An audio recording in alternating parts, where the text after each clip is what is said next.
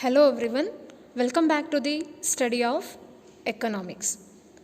In the previous episode, we have discussed about the occupational structure during the colonial period. Today, we are going to deal with infrastructure during the colonial period. Under the colonial regime, basic infrastructures like railways, ports, water transport, post and telegraphs did develop. So this is the positive contributions made by the British in India. However, the real motive behind this development was not to provide basic amenities to the people but to subserve various colonial interests.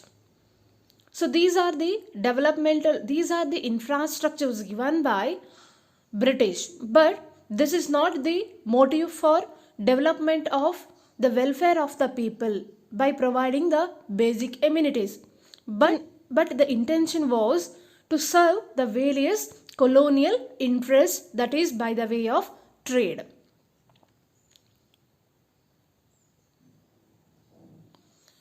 Roads constructed in India prior to the advent of British rule were not fit for modern transport. And also during the colonial period, they were constructed roads, but those roads were not fit for the modern transport. The colonial administration also could not accomplish much on this front due to a paucity of funds. That means during the colonial period they constructed roads, but that roads were not fit for modern transport, and also the colonial administration, they did not choose to spend funds on the accomplishment of further infrastructures.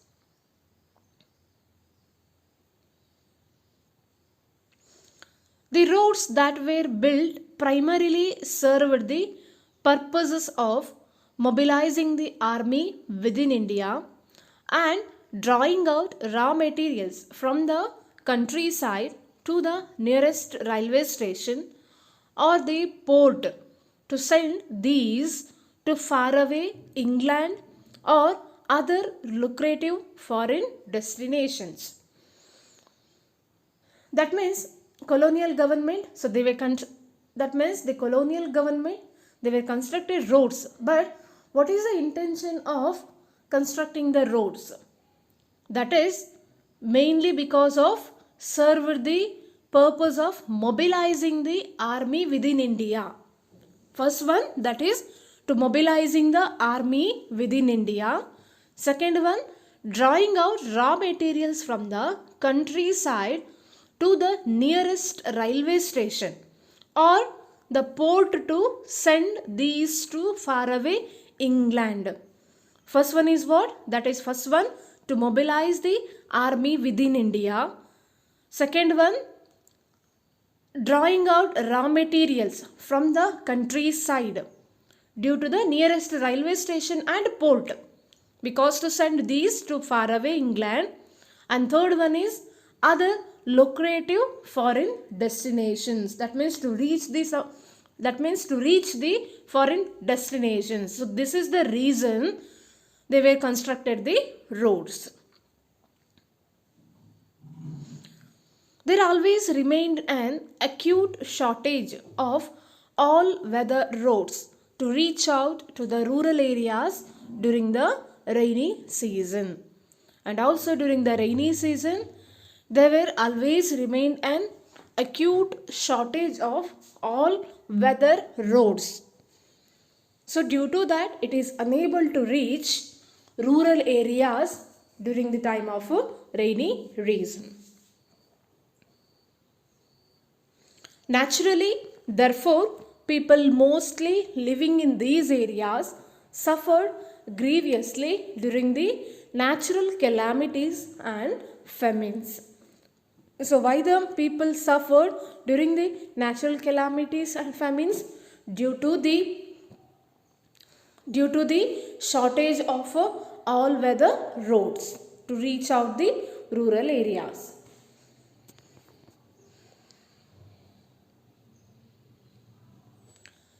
So these are what regarding the roads.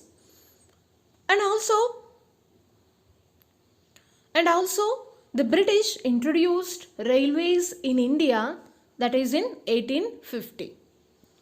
The railways affected the structure of the Indian economy into two important ways. They introduced railway system in India at first, that is in 1850, and that railways it completely affected on the Indian economy, that is by two important ways. One is it enabled people to undertake long distance travel and thereby break geographical and cultural barriers.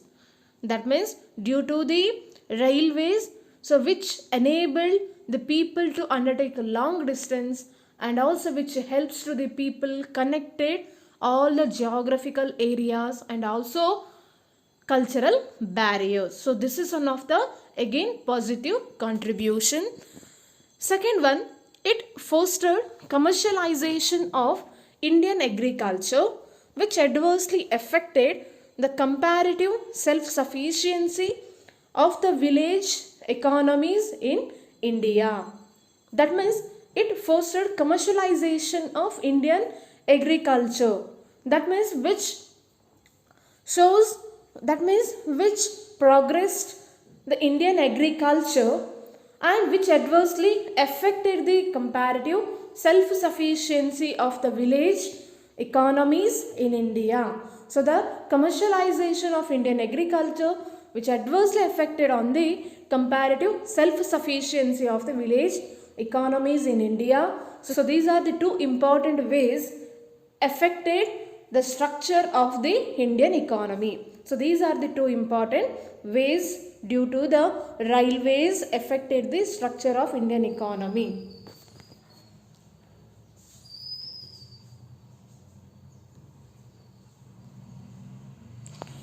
The volume of India's export trade undoubtedly expanded, but its benefits rarely accrued to the Indian people. That means India's exports, it should be expanded, but it is rarely, that means but its benefits rarely accrue to the Indian people.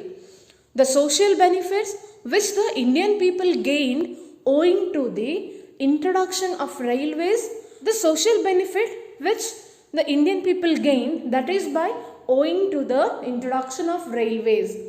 So due to the introduction of railways, the social benefit was gained by the Indian people, were thus outweighed by the country's huge economic loss.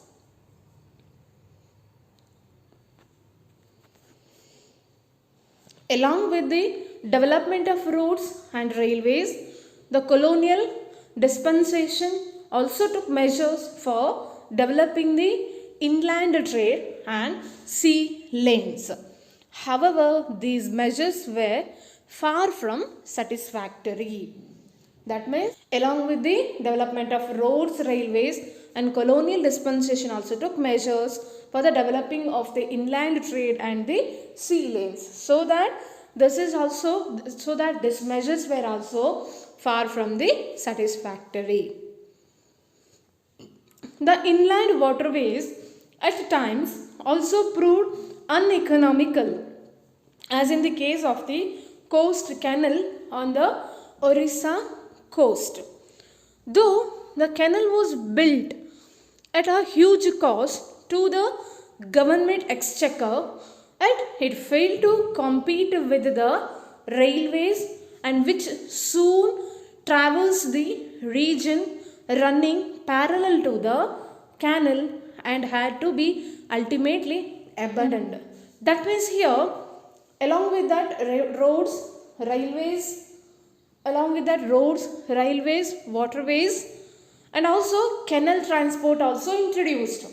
But this canal transport was leads to, but the colonial government banned the canal transport because canal was built at a huge cost to the government exchequer, means government administration.